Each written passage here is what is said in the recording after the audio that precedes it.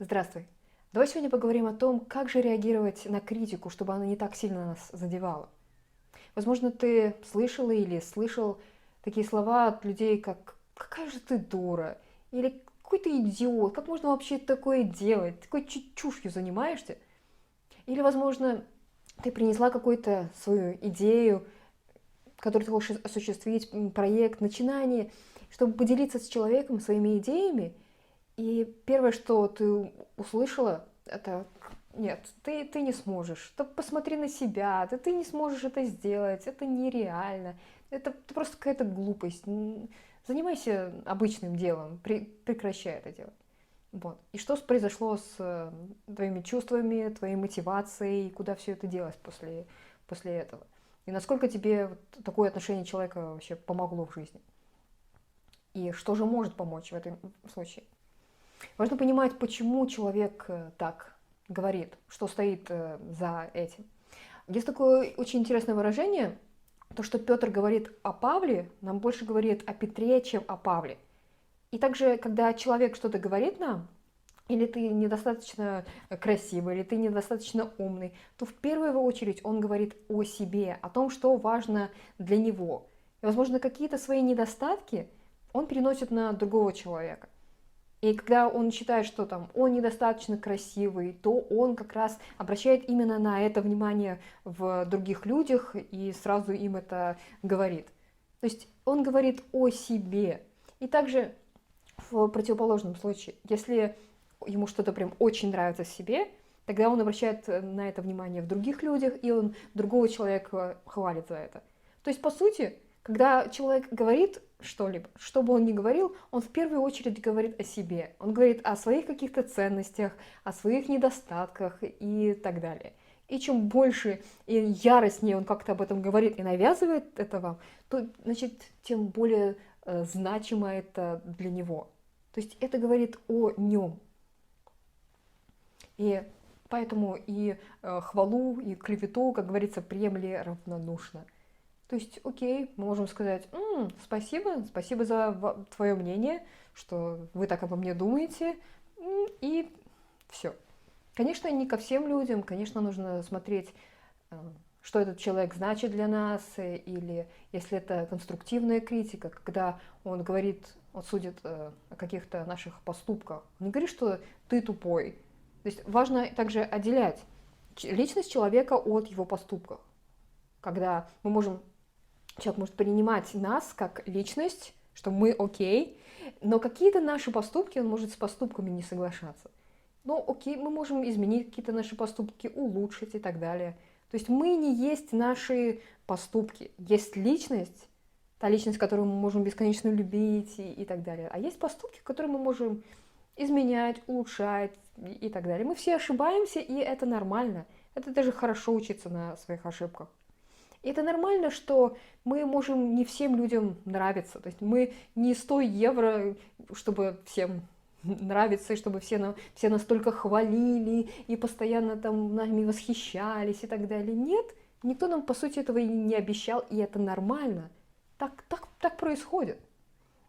И также важно понимать, почему человек так говорит, поскольку окей, это может быть у него что-то, какие-то его проекции, которые он переносит на нас.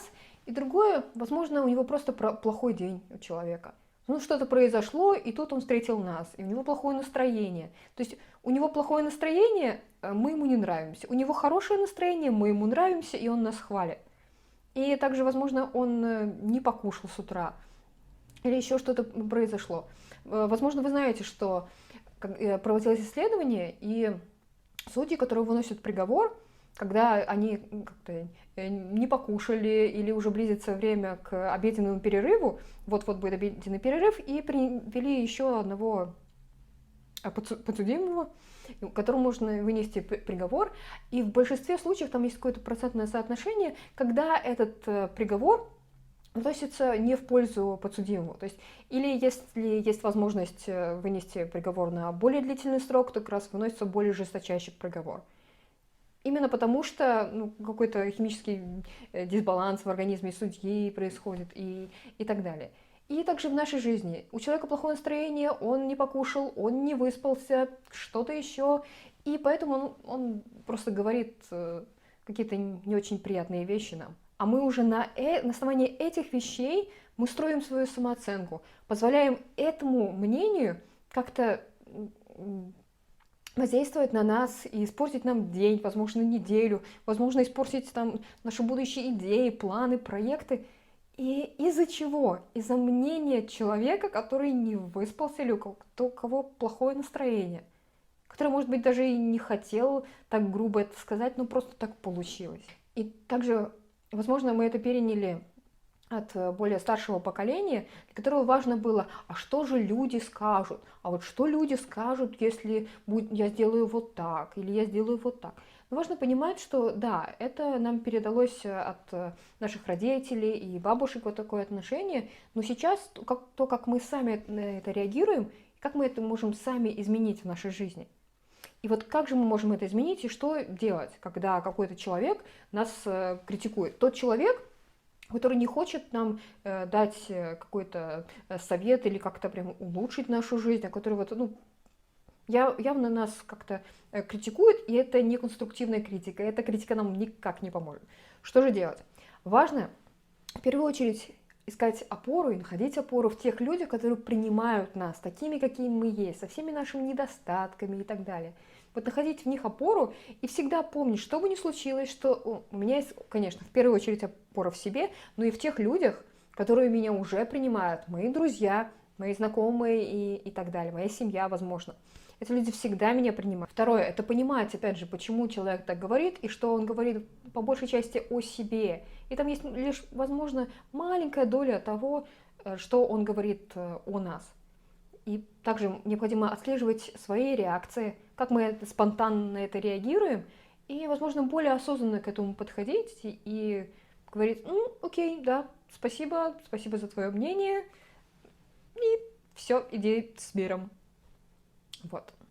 Ну и также важно, конечно, взращивать свою самооценку и больше любить себя также, любить себя такими, какие мы есть, и полагаться на свое мнение о себе, не искать это вот подтверждение, когда мы идем к человеку, и так, скажи, что я достаточно хорош для тебя, что я достаточно хорош для этого мира и так далее. Нет, если у нас внутри будет это понимание, что да, мы достаточно хороши, мы любим себя, то мнение других людей уже не будет так сильно на нас влиять.